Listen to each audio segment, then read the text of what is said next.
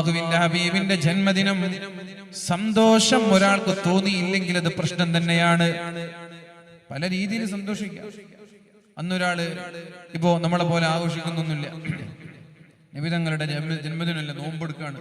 സെൽഫികളൊക്കെ നോമ്പെടുക്കാണ്, നല്ല കാര്യമാണ്, കൂലിയിട്ടു.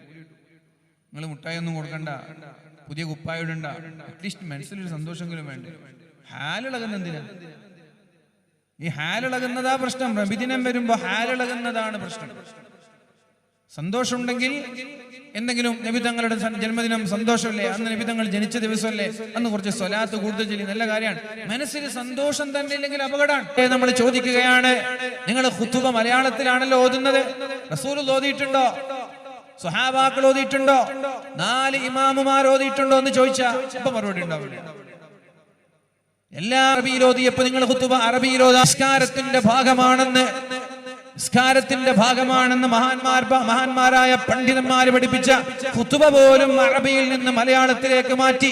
അവിടെ ഈ ചോദ്യമില്ല. കുല്ലു ബിദ്അത്തുൻ ദലാല, എല്ലാ പുതിയതും വഴിപിഴച്ചതാണല്ലോ, അവിടേക്ക് പറ്റൂല. എന്ന റസൂലുള്ളാഹിന്റെ ജന്മദിനത്തിലേക്ക് അതങ്ങോട്ട് കമ്പയർ ചെയ്യും.